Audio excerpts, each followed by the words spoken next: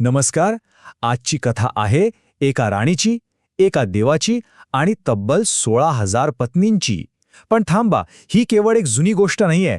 ही गोष्ट आहे एका अशा शक्तीची जी चक्क स्वर्गालाही हादरा देऊ शकते. तर विचार करा, आपल्यासमोर एक समस्या आहे जी 50,000 वर्षांपासून सुटलेली नाही. कशी सोडवाल? या कथेचं केंद्रस्थान हाच प्रश्न आहे आणि याचं उत्तर खरं सांगायचं तर ते आपल्याला थक्क करून सोडेल. चला तर मग सुरुवात करूया.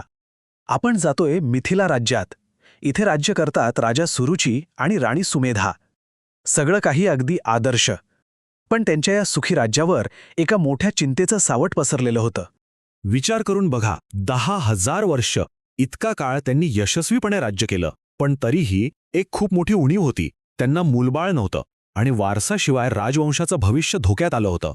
आणि हे दुःख फक्त राजा राणीपुरतं मर्यादित नव्हतं. नाही, अख्खी प्रजा काळजीत होती. राज्यात अस्वस्थता वाढत होती आणि या सगळ्या दबावामुळे राजावर एक खूप मोठा आणि कठीण निर्णय घेण्याची वेळ आली होती. मग या समस्येवर उपाय काय? बरं, जो उपाय समोर आला ना, त्याची कल्पनाही कोणी केली नसेल. आणि सगळ्यात आश्चर्याची गोष्ट म्हणजे हा उपाय सुचवणारी व्यक्ती दुसरी तिसरी कोणी नसून स्वतः राणी सुमेधा होती. इथेच राणी सुमेधाचं वेगळेपण दिसतं. आपल्या पतीला मदत करण्यासाठी, राज्याला वारस मिळवून देण्यासाठी तिने एक धाडसी अविश्वसनीय कल्पना मांडली. तिने ठरवलं की ती स्वतः आपल्या पतीसाठी आणखी पत्नी शोधेल. आणि किती पत्नी? 1, 2, 10? नाही, तिने निवडल्या तब्बल 16,000 पत्नी. फक्त आकडा ऐकूनच अंदाज येतो की हा प्रयत्न किती मोठा असेल. पण इतकं सगळं करूनही काही उपयोग झाला का? तर उत्तर आहे नाही, काहीच नाही. एक एक करत तब्बल 50,000 वर्ष निघून गेली, पण राज्याला वारस काही मिळाला नाही. आता हे स्पष्ट झालं होतं की बाहेरून कितीही प्रयत्न केले तरी ही समस्या सुटणार नाही. आणि जेव्हा बाहेरचे सगळे प्रयत्न फसले, तेव्हा या कथेने एक जबरदस्त वळण घेतलं. आता या समस्येचं उत्तर बाहेरच्या जगात नव्हतं, ते होतं आत, स्वतःच्या आतल्या शक्तीमध्ये. विचार करा, एका बाजूला 16,000 स्त्रिया वेगवेगळ्या देवांना प्रार्थना करत होत्या, यज्ञ करत होत्या, आणि दुसऱ्या बाजूला राणी सुमेधा एकटी बसून होती. ती कोणा देवाला नाही तर स्वतःच्या सद्गुणांवर, आपल्या चारित्र्यावर ध्यान करत होती. आणि हेच निर्णायक ठरलं.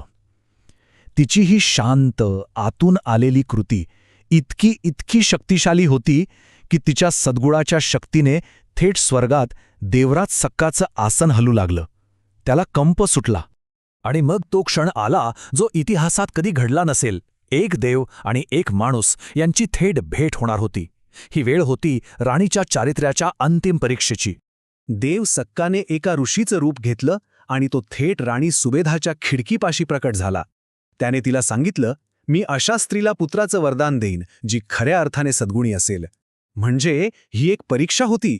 मग राणी सुमेधा बोलू लागली. तिने आपल्या सद्गुणांबद्दल सांगायला सुरुवात केली. पहिलं सत्य, पतीबद्दलचा आदर. ती म्हणाली, मी कधीही त्यांच्या समोर किंवा त्यांच्या मागे त्यांच्या इच्छेचा अनादर केला नाही. आणि मग तिने ते सत्य सांगितलं जे ऐकून कोणीही अचंबित होईल, जे मानवी स्वभावाला धरूनच नाहीये. ती म्हणाली, माझ्या 16,000 सवती होत्या, पण माझ्या मनात त्यांच्याबद्दल कधीही कणभरही मत्सर किंवा राग आला नाही. आणि हे सगळं सांगताना ती प्रत्येक वाक्यागणिक एक शपथ घेत होती. जर मी खोटं बोलत असेन तर माझ्या डोक्याचे 7 तुकडे होत. तिच्या शब्दांमधला हा आत्मविश्वास बघा. आणि अर्थातच राणी सुमेधा या परीक्षेत पास झाले. देव सक्का तिच्या सद्गुणांनी इतका प्रभावित झाला की त्याने तिला वचन दिलं, तिला एक तेजस्वी, शहाणा आणि नीतिमान पुत्र होईल जो पुढे जाऊन एक महान सम्राट बनेल. पण थांबा, कथा अजून संपलेली नाही. पुत्राचा जन्म तर झाला, पण त्यानंतरही एक विचित्र गोष्ट घडली ज्यामुळे ही कथा कायम लक्षात राहते. राजकुमार महापनादाचा जन्म झाला. राज्यात जल्लोष सुरू झाला. आणि हा जल्लोष किती काळ चालला असेल? 1-2 दिवस नाही, तब्बल 7 वर्ष. पण गंमत बघा, या 7 वर्षात तो राजकुमार एकदाही हसला नाही, साधं स्मितहास्यही केलं नाही. मग यावर उपाय काय? तर तोही तितकाच विचित्र होता. एका दैवी नर्तकाला बोलावण्यात आलं. त्याने एक अर्धशरीर नृत्य सादर केलं. म्हणजे त्याचं अर्ध शरीर एकदम स्थिर होतं आणि अर्ध नाचत होतं. हे अजब दृश्य बघून अखेर राजकुमाराच्या चेहऱ्यावर एक हलकंसं स्मित आलं आणि तो 7 वर्षांपासून चाललेला उत्सव संपला. तर ही सगळी झाली कथा. पण ही कथा मुळात सांगितलीच का गेली? कारण ही फक्त एक मनोरंजक गोष्ट नाहीये, यामागे एक खूप महत्वाचं कारण आहे.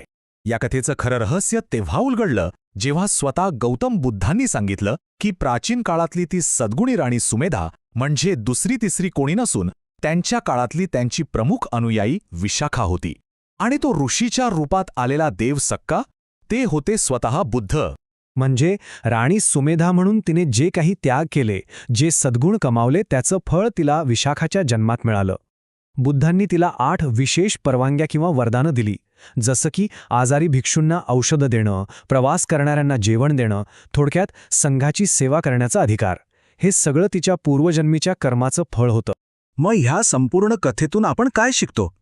तर एक गोष्ट नक्की, खरा सद्गुण, आपलं खरं चारित्र्य ही एक अशी शक्ती आहे जी ह्या जन्मापुरते मर्यादित नसते. तिचे पडसाद, तिची ताकद जन्माजन्मांतरातून आपल्यासोबत प्रवास करते. आणि शेवटी ही कथा आपल्याला एका महत्त्वाच्या प्रश्नावर आणून सोडते. आपल्या आजच्या कोणत्या कृती अशा आहेत ज्या आपला असा वारसा तयार करतील जो काळाच्याही पलीकडे टिकून राहील? विचार करण्यासारखा प्रश्न आहे, नाही का?